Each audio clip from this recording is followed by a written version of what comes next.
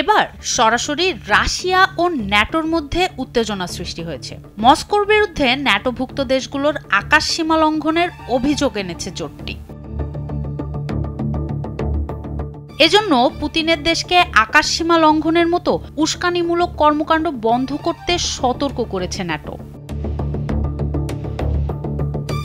সর্বশেষ গেল মঙ্গলবার পশ্চিমা সামরিক জোটটি এক বিবৃতিতে সতর্ক করে বলেছে, রাশিয়ার এই ধরনের কার্যকলাপ অবিলম্বে বন্ধ করতে হবে, কারণ এগুলো উস্কানি ও ভুল বোঝাবুঝির ঝুঁকি তৈরি করবে এবং প্রাণহানির কারণ হতে পারে।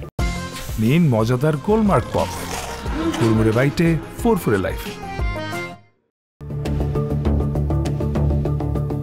সম্প্রতি রুশ বাহিনী লিথুয়ানিয়া, লাটভিয়া ও ফিনল্যান্ডের আকাশ সীমা লঙ্ঘন করেছে বলে অভিযোগ ওঠে। এরপর তারা পোল্যান্ড ও রোমানিয়ার আকাশেও শক্তি প্রদর্শন করে।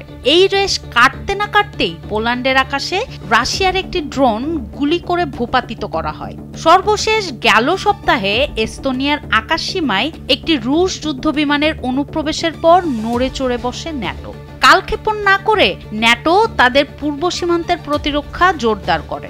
এই অবস্থায় ন্যাটোর মহাসচিব মার্ক রুটে মস্কোকে সতর্ক করে বলেছেন, ন্যাটোর সদস্য দেশগুলোর আকাশ সীমা লঙ্ঘনের জন্য রাশিয়া সম্পূর্ণভাবে দায়ী এবং এই ধরনের কর্মকাণ্ড বন্ধ না হলে আন্তর্জাতিক আইন অনুযায়ী ব্যবস্থা নেবে তারা।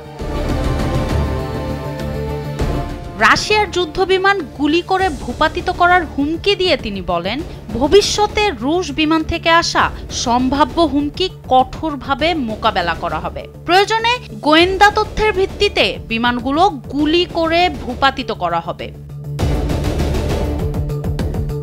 ন্যাটোর ৩২টি সদস্য রাষ্ট্র ঐক্যবদ্ধভাবে ইউক্রেনকে সমর্থন অব্যাহত রাখবে উল্লেখ করে মার্ক রুটে বলেন, রাশিয়ার হুমকিতে তাদের এই অবস্থানের কোনো পরিবর্তন আসবে না। ক্রমবর্ধমান এই উত্তেজনা ইঙ্গিত দিচ্ছে যে ইউক্রেন যুদ্ধ ন্যাটোর সীমান্ত পর্যন্ত ছড়িয়ে পড়তে পারে।